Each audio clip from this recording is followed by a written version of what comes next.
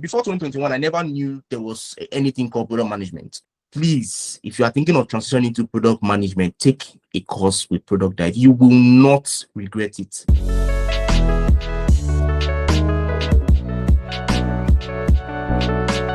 Hi, and welcome to another episode of the Spotlight Podcast. This podcast is for curious minds and aspiring innovators.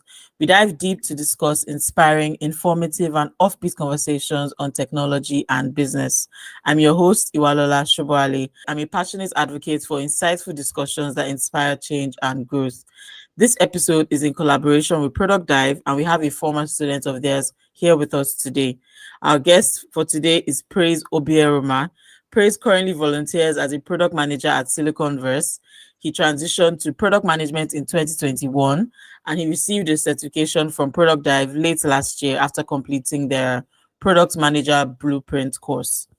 He has a BSc in business administration and management, and as a recent alumni of ProductDive, he'll be sharing with us about his learning journey today. So welcome, Praise. Thank you so much for coming on the show.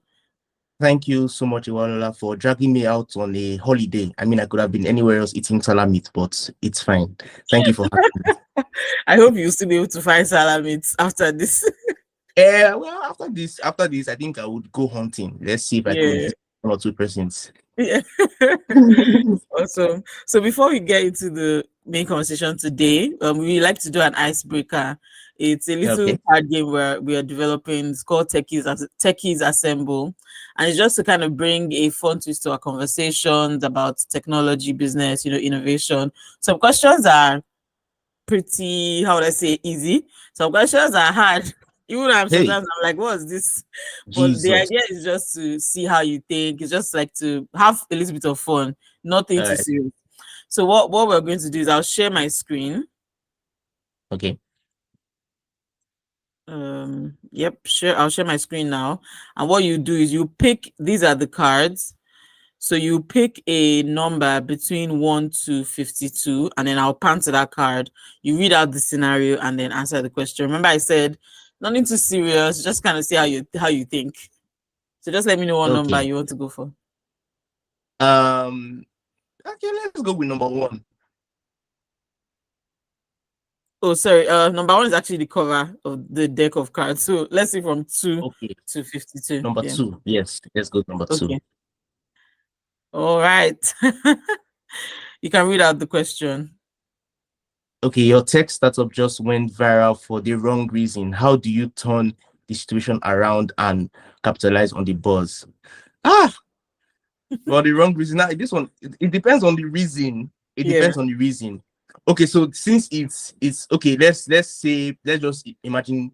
Let's just come up with a reason. Let's say one of my staff was involved in a scandal, right?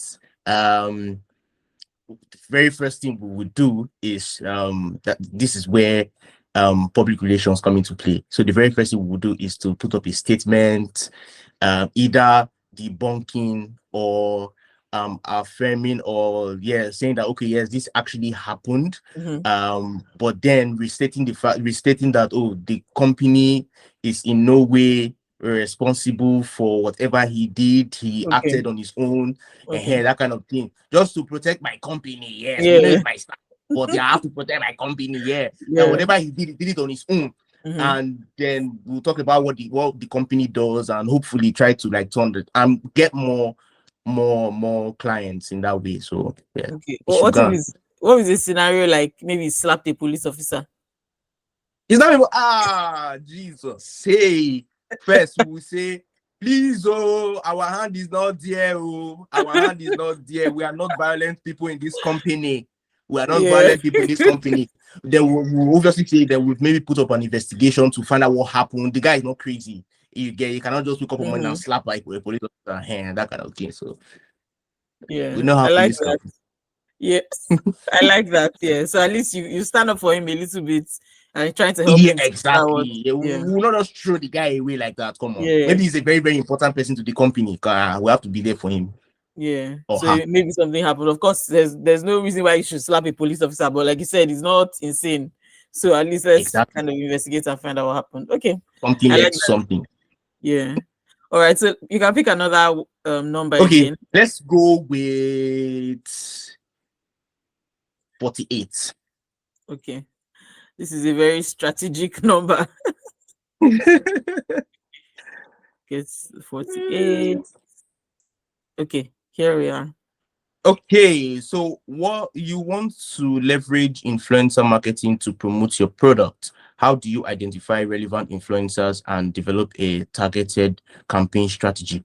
Okay, so for starters, we would have to I mean, it's not every for a brand you want to build, right? It's not just any influencer that you have to engage ahead. You need to, for example, look at influencers that have a large user base. That's one. And two, influencers that don't have any I don't want to actually use what skeletons in the cupboard. They don't usually get scandals. Like, you don't know them for being scandalous, right? Okay. Rumors can fly up and down, but at the end of the day, they are upright, right? They are doing a good work. And it's people who, at least in the tech space, influencers who are in the tech space, that way they will be able to, sell your product the way you would have sold your product, right? So those are some of the kind of things. And then we also have to leverage relationships, Okay. right? So I won't just go on Instagram and now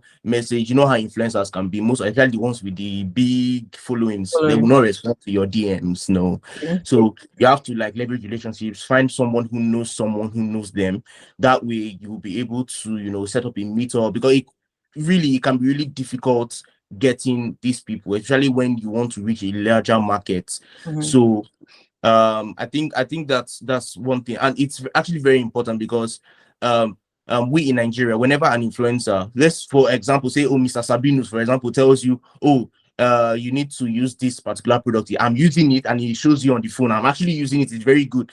We Nigerians, as far as Sabinus has said it, all of us want to use it. Let us use it. Or someone like Nons Mirage, for example, she does that a lot for fashion brands and the rest. It's a very important part of product marketing. Actually, you can't take away product management from marketing. They are together. That's why some companies will call you the product marketing manager or products. In fact, they'll find a way to marry both of them together, and that kind of thing.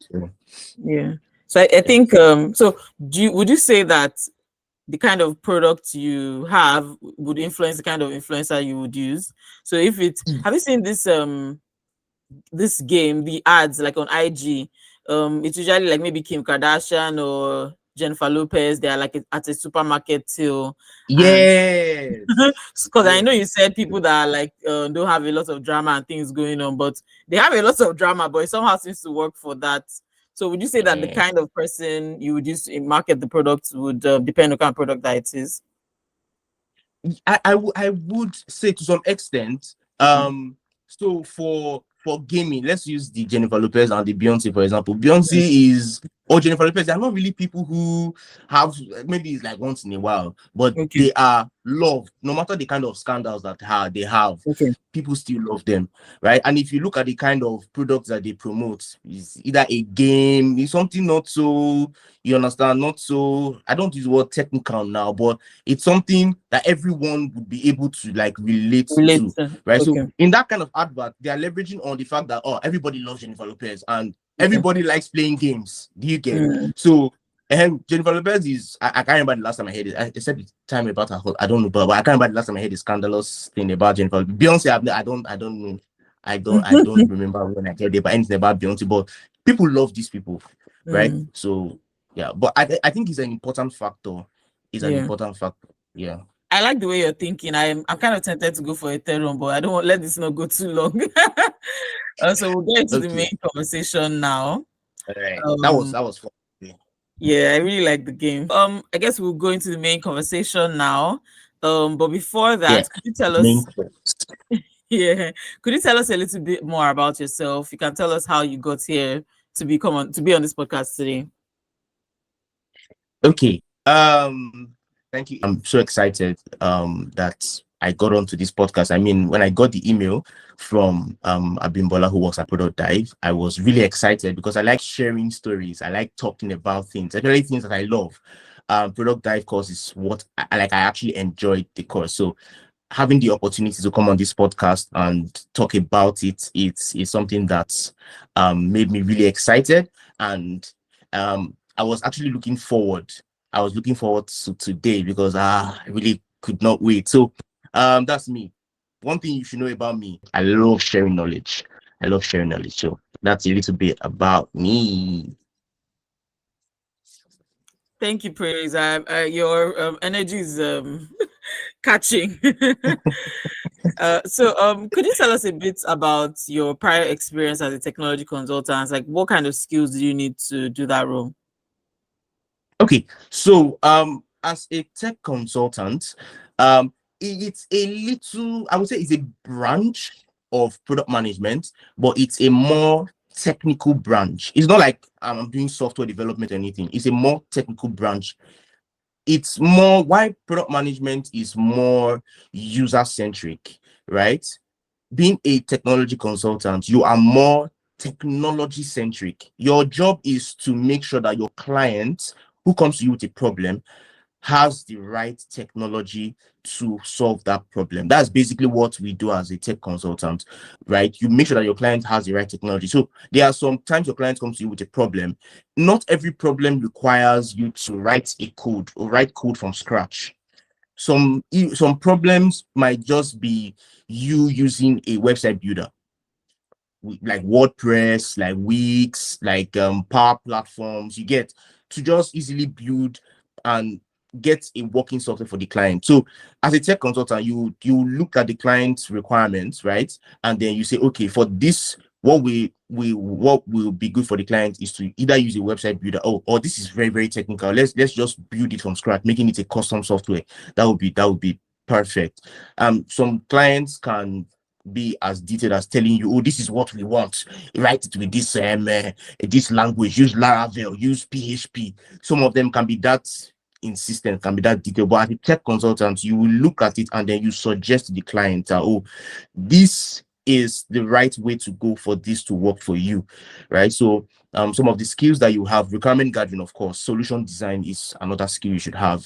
Attention to detail is very, and obviously you should know your stuff. You should be up to date with current technology because you are actually, like I said, while product management is more user centric, a tech consultant is more technology centric, right? You are more software centric. Your work is just to make sure that you are able to put tools together to make the software work perfectly. So that's like that's like something soft that we do. Okay, interesting. So why did you decide to venture into product management? So I believe that you can build a beautiful software. You can build an amazing software, but if it doesn't solve the problem of your user, then you've wasted time, you've wasted resources, right? So that's why product management became very important because, yeah, making the software work is good, but let us actually go down to the users who actually use this software. And that was where I mean, before 2021, I never knew there was anything called product management. Actually, I didn't know that there was a group of people who work behind the scene. And in my mind, I was like, oh, if you want to develop a product, just call a software engineer. And then it's just like maybe you want to build a house, you call an architect. So I didn't know that there were some people who do so much more and who has so much role to play before the actual development of the product started. And that was really mind-blowing for me. And I wanted to go deep into that and see how I could combine what I already know with product management. So I did the research and I realized that some of the things that I was already doing were what a product manager does. And I was interested. I was like, okay, it doesn't hurt. Since I'm still on the same line, let's just marry both of them together. Because for any product, the user is your number one, the most important resource and the most important person to you. If you build a product without factoring the user, you're wasting your time. So yeah. Okay, so how did you then learn about Product Dive? So product dive has always been, you know when you say something has been at the tip of your tongue. I've always been hearing about product dive. So when I started working, my line manager, who was someone I looked up to in terms of She had like over 5 years experience in product management, and she always kept. I think the very first time I saw anything about ProductDive, she had a. I think she attended one of their conference, and she had this um I don't know whether to call it a stand or something that had Product Dive.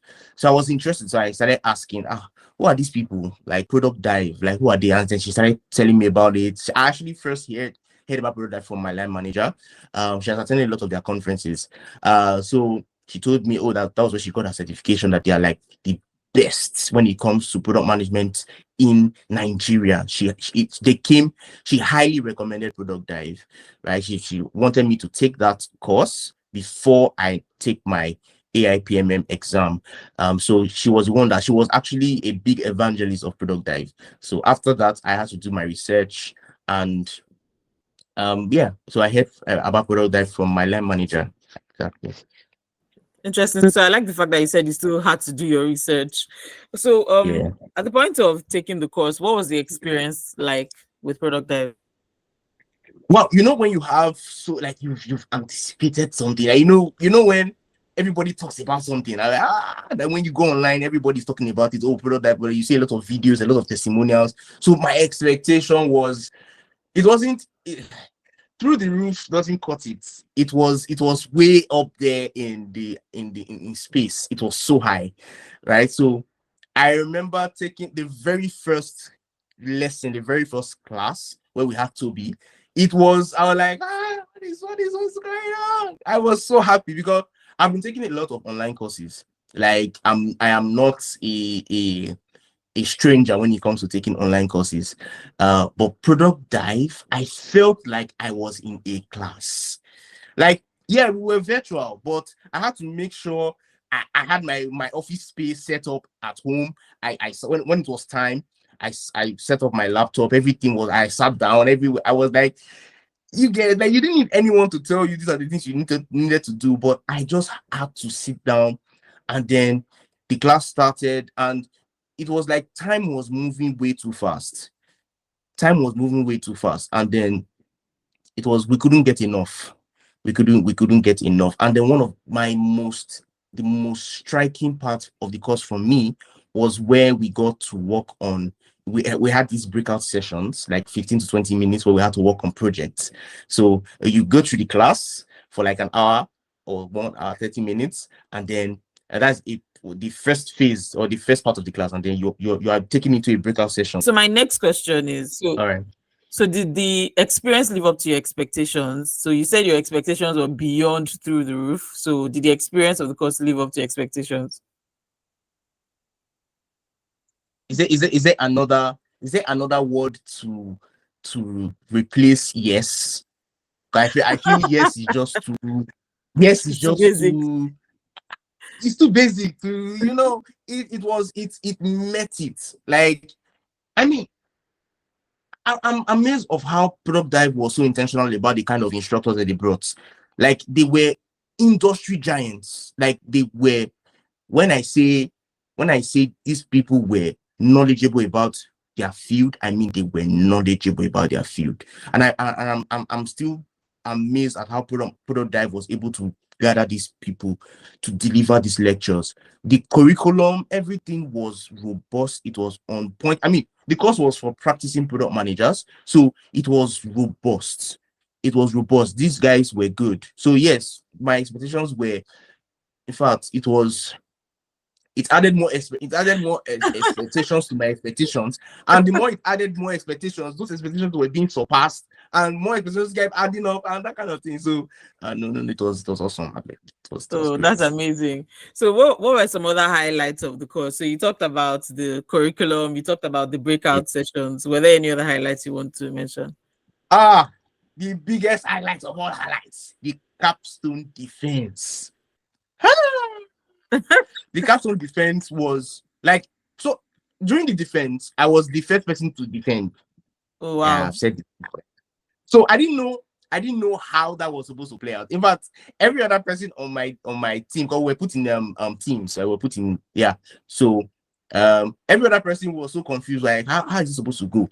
So and then when the panelists came, my number was number one. I was like, yeah. So I just started. One of the issues that we had was that there was not enough time, but we were still able to do it, and it was fun, right? It was really fun. I remember after defending, the other guys that defended after me were like, I gave them ginger. Like they were just sending me DMs like, oh, more praise, you gave us ginger. So I was that gave me so much excitement because I think I helped a lot of people because none of us were sure of how that was going to go. So the capstone defense was another highlight for me. Oh, that's really great. So after the course, what next steps did you take to transition? Like, how has that experience been after the course? So since I was already working, right? The next step was just to apply everything I have learned. I remember the very first thing I did, so that at least my line manager will know, oh yeah, this boy has learned, he got, was to create. I have to create a roadmap for one of our new projects that so I had to create a roadmap. And then when she saw the roadmap, because prior to that, I had never created it. I've been hearing of roadmaps, map roads, but I've actually never created a roadmap. And then ProductDive gave us so many roadmap examples and templates that we could use. So it was just me thinking, okay, for what this is what we want to do. These are the people that want to view this roadmap. So I think I need to be more detailed. So I said, okay, let me go with this. I was like doing tumbum. I said, okay, let me use this one. This one aligns. So I used this one and I created the roadmap. And then when I showed my line manager, she was like, wow, you did this. I was like, yeah, I did this. So after the course, it was getting straight, applying everything, the PRD templates that we're giving. The next PRD that I created after ProductDive was so different. It was more detailed. It was more mature. I mean, you look at it and you say, this was done by a PM. This was done by a PM. And then obviously the tools that were introduced to tools like mixed panel, for example, right? So introducing those tools to my team, it was amazing.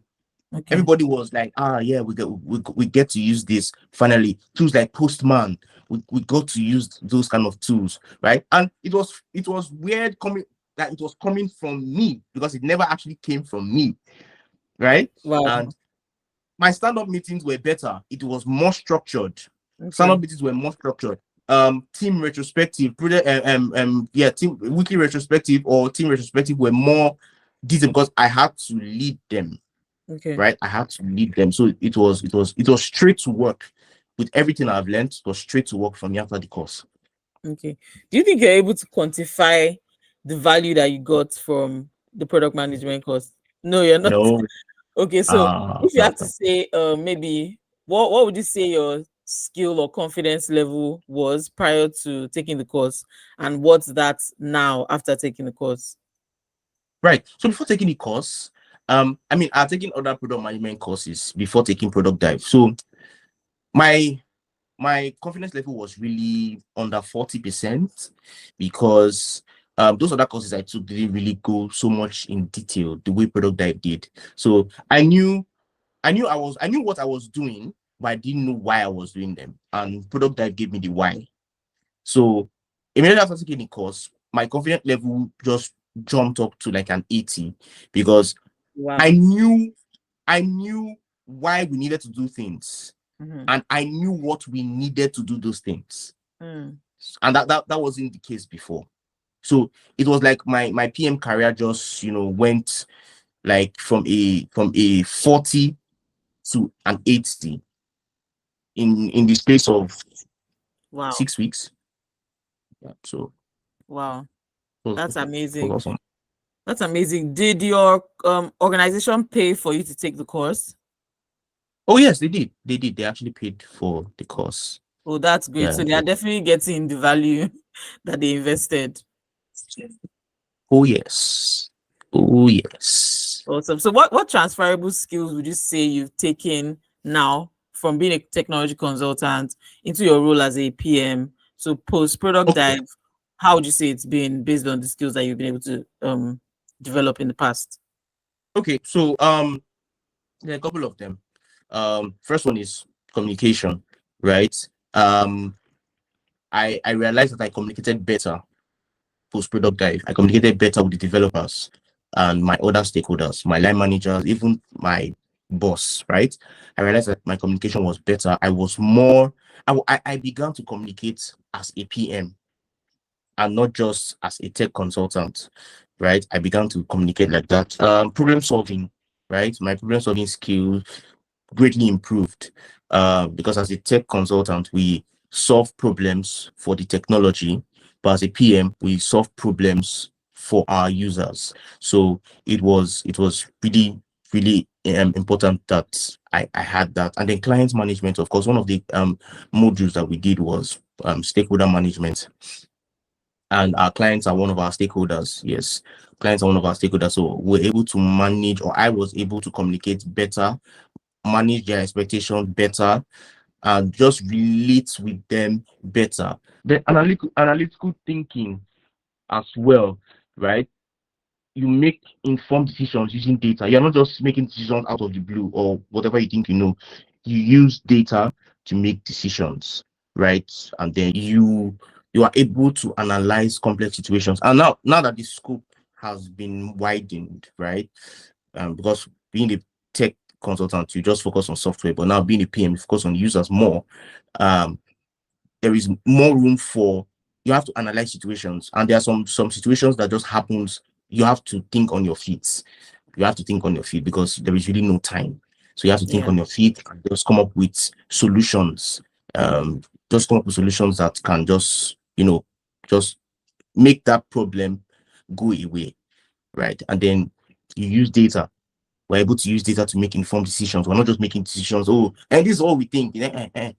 You are making decisions based on data. And that's one important skill of a PM, right? That you are able to make data, not just informed decisions, or you're not just able to make decisions, but you're able to make informed decisions based on data, or data informed decisions, that kind of thing. So yeah, so those were some of the skills that I took from the tech consultant.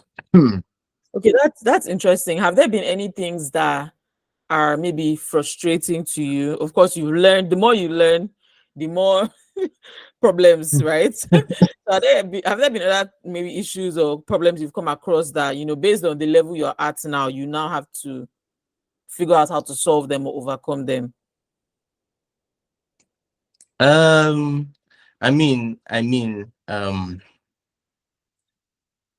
I think one of the biggest challenges that we usually face is effectively managing our clients.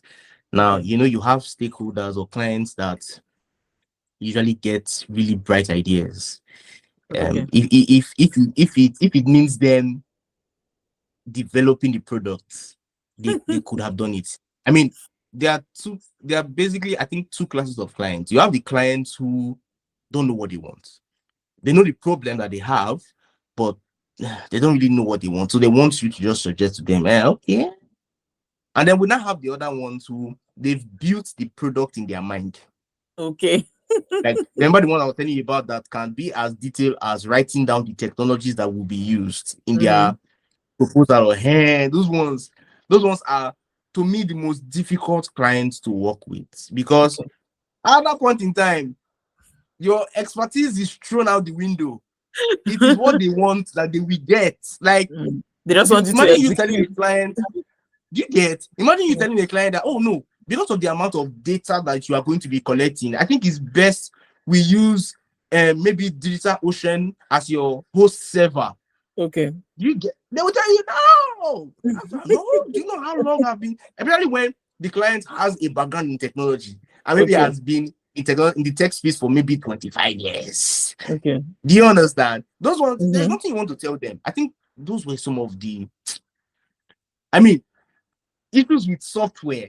You can deal with. It's just for you to have a meeting with your developers and every member of the team, and solutions will come out. But you see issues with those kind of clients. But as a PM, that's where the stakeholder management skill come into play. You need to let them know that, yes, I hear you. As a PM, you need to make sure that your clients don't feel silenced. They should not feel silent, because if they feel silent, they'll be like, oh yeah, now do what you want now. And then when issues arise, you are the first, you are like the sacrificial lamb. Because you will start hearing the I told you so's. And when you are developing software, one thing that must happen is bugs. Bugs must happen. I don't think working with software, I don't think there've ever been a case where someone developed a software from beginning to end and there were no bugs. Bugs will happen. The scenario where you develop something in your staging environment, the staging environment is like your test area, and then when you deploy to the live environment for the users to use, an issue that did not All occur sorts in of staging problems. start occurring in live, and you're like, what's going My on? enemies. Hey, so I think those were, like, for me, those were the most difficult scenarios. But then taking a course in product dive now has made me understand why you need to effectively manage these people. Like I said, they should never at any point feel silence. You should be able to, but a PM is a leader. He's the leader Yeah. of the team. So believe it or not, most people might not agree, but you are also the leader of the client. You lead the client, because at the end of the day, you are the one that would be the bridge. You are like the bridge between the designers, the developers, and then these clients, to make sure that at the end of the day, everybody's thoughts, because your developers too have thoughts, your designers have thoughts. So as a PM, your work is to marry all of these thoughts and also think about the business, because the business is very important. You need to think about the business, making sure that, okay, at the end of the day, with that business mindset at the front or back of your mind, you're able to now, at the end of the day, come up with a harmonized solution that everybody should be able to accept. Yeah. Interesting. So, if you had to give anyone like advice, someone who's considering taking one of Product Dive's courses, would you recommend them to, and why? A big yes, I would recommend them to take a course in product, and most especially if I sat down one day and I began to imagine if I had actually taken this course when I thought about transitioning as at 2021 or more. I know where I would have been. Like, I know where I would have been, because yeah. So I would advise, like, this one, I would almost kneel down, right, to beg anyone who is thinking of transitioning into product management to take, because Product Dive has a course for people who are transitioning. So they should take that course. And then when they start practicing, they now come to the Product Dive has a course for every stage. For those who are thinking of coming in, for those who are in, do you get? And then for those who want to improve, like those who want to take their career from one stage, like they even have a course for those who want to be technical PMs, like those who want to, because they are the PMs who their job is just to talk all the technical jargon with the developers, right? They are PMs, like we call them technical PMs. They are more in the face of the developers. They are more, most of them might have been developers, but they want to transition into product management. Yes, those are technical PMs. So yeah, there's a course for every stage of your product management career. There is a course for it. So I honestly, from the depth of my heart, please, if you are thinking of transitioning into product management, take a course with Product Dive. You will not regret it. You will not regret it. If you take it and regret, I will give you your money back. You guys heard this here first too. If I were you, I would just go and take the course and I would say I regret it.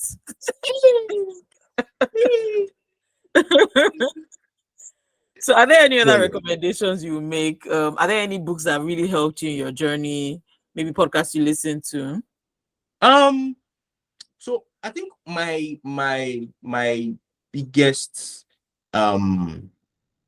recommendation would be, yeah, obviously books help, but this is from my own personal experience now. It would be to practice. Podcasts like the Spotlight podcasts, they would help. They would help. Yeah. The Spotlight podcast, I recently started listening to Spotlight podcast, and I'm just bamboozled. Like, oh, what's happening? Where have you guys been? Where have you guys been? So listen to podcasts like this, and then the product dive has sessions. They have ask me anything sessions, right? You should not miss those sessions, and obviously practice, because if you I love cars, so let me use this car analogy. If you go for a driving school, you get certified, you are now a learner, like you've done everything, and then you don't drive a car. There's a tendency that if you stay that way for 1, 2, 3 years, you would be like you have not even learned. So my number one advice is practice, right? Look for internships. It might not pay. Look for internships. Look for companies like I could recommend Siliconverse, where I'm currently volunteering. You could volunteer, right, at Siliconverse. These are places where, and obviously Product Dive also help with internship. Like if you want to get an intern, Product Dive has partnership with some of these companies where you can get an intern. So at this point, don't mind whether it's paid or not paid, but just try to build up your CV, build up your portfolio, and that way you see the jobs will just keep coming. So yeah. Awesome. Thank you so much for this really engaging episode, Praise. I feel like you have a really great vibe, and it's very clear that you've gotten a lot of value from your experience with Product Dive. If people are more interested in learning about you, you never know, your next employer might be listening to you and be really like should I use the word that you said, bamboozled by the everything that you shared today. I might be interested in reaching out to you. Where can listeners learn more about you? Well, I'm on LinkedIn. LinkedIn at Praise Obieromah. You can find me on LinkedIn. I do a lot. I'm a product manager. I'm a project manager. I'm a copywriter. I'm a Microsoft Power Platform developer. I do a bit of social media management. Like, my hands are just, one or two things. But LinkedIn, you can find me on LinkedIn. You can find me on Instagram. That's where you see more of my religious side on Instagram. And then obviously I'm on Facebook as well. So you can find me Praise Obieromah, and you can hit me up, hit a DM, and then let's talk. Thank you. Awesome. Thank you. Is there anything maybe exciting you're working on right now that you'd like to share about? Oh yes. So on Siliconverse, right? So by the way, let me just say this. Siliconverse is a company where we are trying to form a bridge between recruiters and those who are looking for jobs. So we are about to launch our website. We're about to launch our website. So it has been a very long journey collaborating with different PMs, designers, developers, just to make sure that we have everything that we have. So that's like one of our major projects right now. We're also working on our mobile app as well, so that's also there.